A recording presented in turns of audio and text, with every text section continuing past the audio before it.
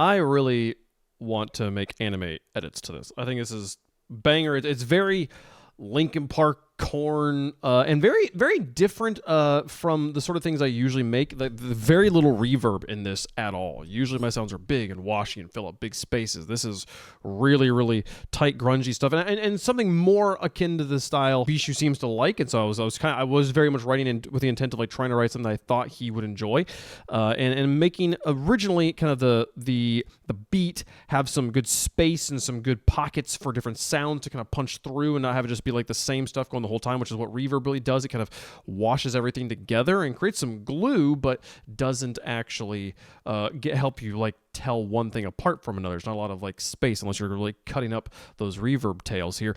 To be clear, the beat battle was a flip of an AI track that he used making, I think the thing is called Suno. I kind of tuned in at the end of this process here. There were two parts to it. There was a vocal track and then there was an instrumental track. The instrumental track had kind of this vibe. It also had like at the beginning here, it's got some like weird kind of like chaotic stuff. And towards the end, it's got a little bit more like,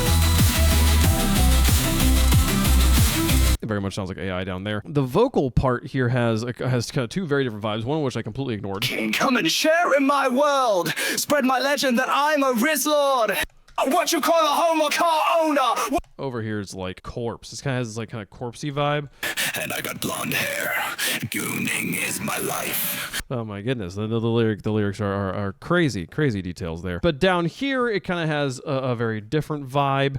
Where it's going like, I bitch you and you, any hater to me, I can just go and meet new. And I liked that part better, so I took that part there. By the way, it is saying, move backwards, I bitch you and you.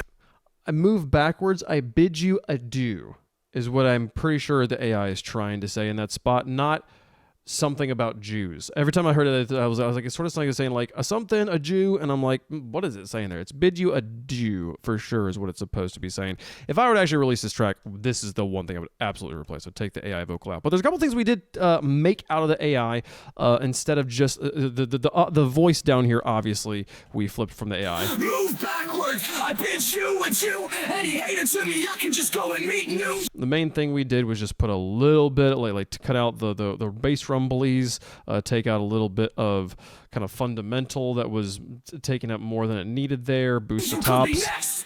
You can't stop it. Nothing complicated's happening here. And then in the second half, we drop it a third. This, it wasn't in the original that I sent to Bishu, or that I submitted. This was up, but in the time of putting it together, I kind of dropped it. I think it works better on the fundamental because he's singing on the third there. This piece is in E minor, so they're singing like up there on the third, like bid you adieu kind of stuff, you know. And then down here they're singing. I drop it. They're net -3 back down to the tonic, so it's singing here.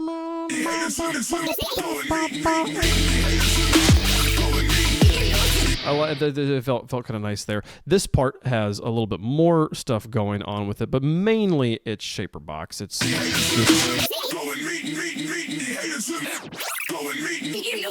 and if this wasn't for a beat battle where I was having, it was only an hour and a half to turn this around instead of the normal 2 hours. If it had been a longer time, I would have put this through a few different filters instead of having it just be that same exact pattern over and over again. But it kind of got the idea across.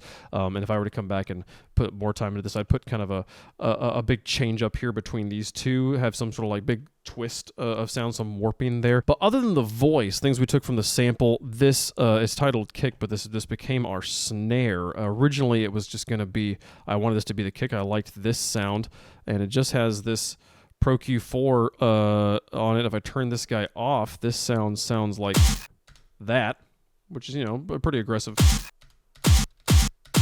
Probably make a kick out of that, but I was like, now, then I found this other kick that was a little bit more of a clean, punchy sound over here that by itself, I was like, I've already bounced this, but I don't know where the original is. That's what it came out to after I compressed it. I had to do some compression as well as some EQing to get us that guy there. It's a good, just a really solid kick with a kind of little thing on the end there. So then with our kick up here, I was like, well, what am I going to do with this? And I'm like, well, can we turn it into a snare?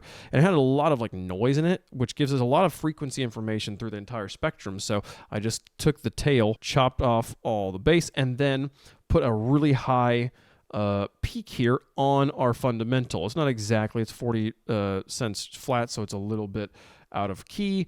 That wasn't on purpose. I definitely wanted this to be all right on the note, but it kind of worked out. Gives it that E. If I turn this off, it sounds like that, but that puts it kind of into the key. And for how much we're kind of grunging around on like 1, the chord progression goes 1, flat 2, flat 3. It's very kind of non-diatonic to some degree in there, so it's got kind of this Phrygian vibe to it that's just pretty cool, which makes sense for E minor. The other part we took from the sample, which is actually the part where I think the piece really kind of came together. I started by making these guys, and then I started trying to put other little bits in to kind of like fill out the percussion, and nothing was quite working until scrolling through I found this guy. I thought that was a really cool sound. That's just somewhere up there in the instrumental, and this is pretty much unflipped. There's a little bit of EQing that's going on here. Yeah, we're just again kind of pulling out bass frequencies without the EQ.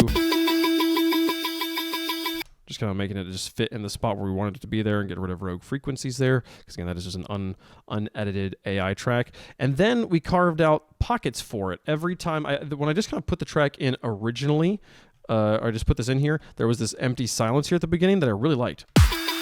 Like just for the kick to have kind of a one moment of completely all by itself, and then to have this come in was really cool. So like, well, what if we just gave it that pocket every single time? And it gave it, instead of side chaining it, just actually literally carve out a pocket and kind of almost make a texture out of it that really I think kind of worked in some. It's just cool. It's really cool. So that was the core. And at that point, I was like, this is a cool track. I'm liking where this is going. We've got these 3 guys going in a strong fashion. What comes next? I put in the serotonin to create a transition from the previous one, but I was really sensitive that, like, I don't want big washy sounds in here. I really like the kind of tight sound we've got going, so let's leave that as it is. And then the next thing we added this hi-hat in here to kind of give us a fundamental. I actually thought this hi-hat wasn't going to stick around. I've got it muted in this section, but over here, I really thought I would get rid of that hi-hat by the time we finished the track, but it really worked in the final render. And the guitar, this was the part I was so excited about. I sat down and just plugged my guitar in, threw some effects on it. This is an amp going into a noise gate. This amp is just the Logic default amp, like stock plug-in there. It's OTT at 100% with 4 decibels of gain increase, some boost in the mids, taking away the lows. Dimension expander, this thing makes a big difference. Some shaper box that we'll talk about in a little bit here, but ultimately was left with this sound.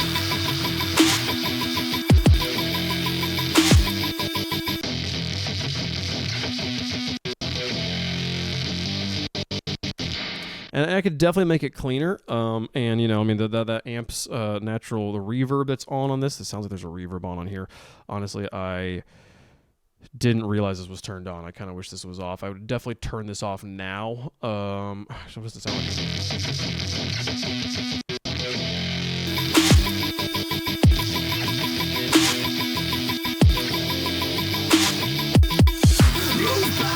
I don't know. Maybe we'll leave it on right now because that's just what was the track before. For like whipping it up and being like, I have this idea in my head that the guitar should go here. And my first instinct was like, let's go to Splice and see if I can find a sample.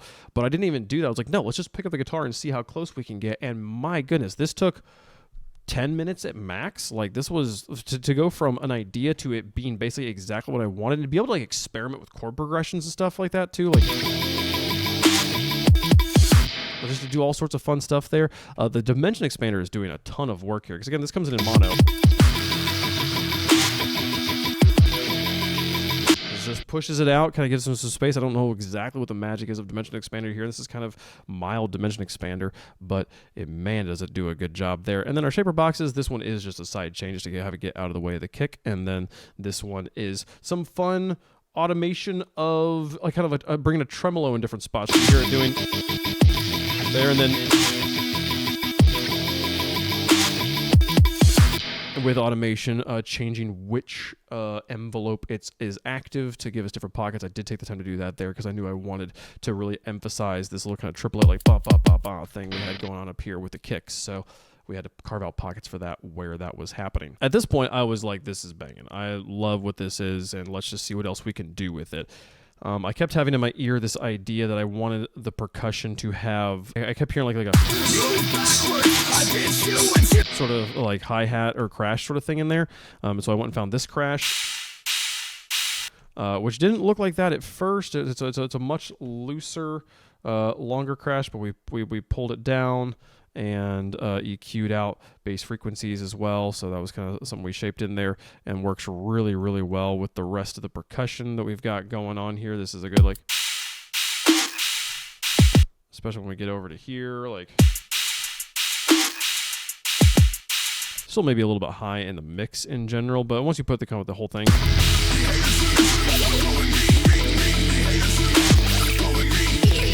it's pretty good. That's fine there. The next thing was, well, this guy is such a cool thing, and I love like tonic ostinatos. Just sitting there, just hammering you on tonic. I love that, like that anchor for my ear to like really hear kind of all the other grungy harmonies going up against. But it does get a little bit old, especially after 8 bars at the time. This has been moved over, so I gave it a friend here in a kind of an upper harmony. Put a phaser on both of them, and then moved up and down. And this is just moving by me just literally pitching up each of these files.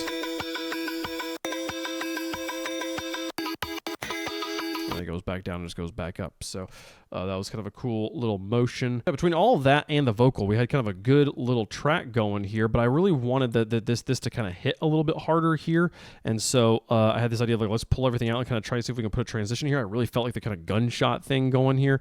And so we pulled back everything, muted the guitar track, and then put in these 3 sounds. And man, making that a cannon and not a gunshot was such a cool moment. I was thinking Gunshot. I'm like, Gunshot's just so boring. And I'm like, what if we just filled out the bass a little bit here? And this is one thing that we don't have going at all, right? All the bass that's happening over here is coming from the kick drum and from the guitar, but even the guitar, you know, in the span down there, it's not really filling up that much of the low end. So it's a pretty empty low end that's really just kind of the kicks punching you over and over again, and that's great. But we do kind of want a bass to come in. So a great way to kind of fill in the bring in this sub down here. That's just simply, you know, you can kind of see all the different waves it is. Really just 3 lower partials at a pretty high volume there.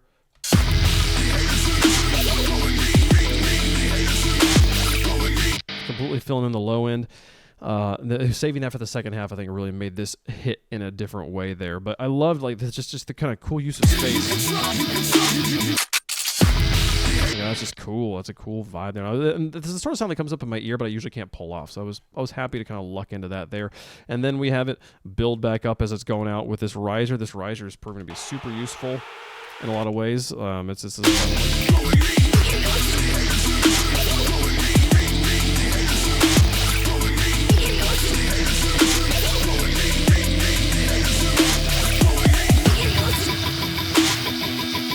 builds tension so well. So yeah, lots of cool ideas. Love the kind of Linkin Park vibes. And again, this friend I'm going to show you, this is Leaf X. Any of you Rock League people, you'll know this person. He is a longtime day one Rock League commentator and host, one of my closest friends, and also a moderator of the Linkin Park subreddit. So that tells you how much of a fan he is. And this song being kind of in that sort of genre of music, I thought he would really enjoy reacting to it. So I sent it to him on stream. Here's what he had to say. All right, I'm going to deafen for a sec.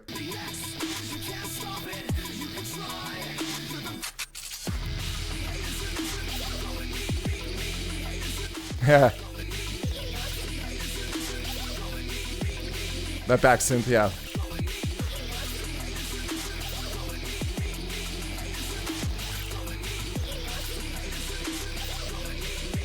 Some hybrid theory. Oh, now I want that. Why do you always tease me with those drops, dude? Yeah, once that synth comes in there, that's right here. That is like Mike Shinoda's signature stuff. I love it. It's just this like extra wall behind you, like moving you. You know, you're dealing with like the song itself's already fun. I love wall of sound stuff, man. That's why I always like Linkin Park.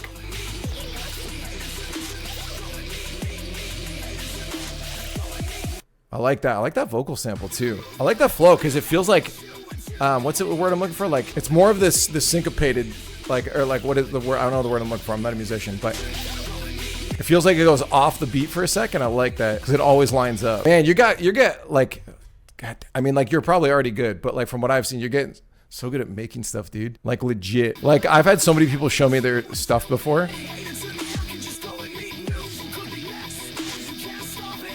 There's so many elements to this. Like none of these spaces feel empty. Again, I'm a sucker for wall of sound stuff, and there's just no empty spaces here, and I love it. Like every time you listen through, there's another element to it, and that's what I loved about Linkin Park. Is like when I was a kid, I used to go through, listen to the album like 5 times, pretending I was a different part of the band, and just focus on the sounds that were being made by them. It was really cool. I love this. Oh, the introduction to that synth. Dude, actually, I'm not gonna lie. This isn't even just for like a reaction. Like that part, actually, listening again gave me goosebumps because it just started reminding me of like listening to old Mike Shinoda, or when he did the soundtrack for Raid Redemption. He had a lot of similar sounds in it. Like he's got like that kind of synth that he uses, and it just brings me back to like early 2000s. You know, when you just listen to angsty music because all that mattered was your angst at the time. I'm very personally connected with sound, so I see what you mean by like Linkin Park, and I love that how it just comes in. Like we're elevating to another level. I love that. That's all we have time for today, though. Thank you all so much for watching, and I will see you guys tomorrow.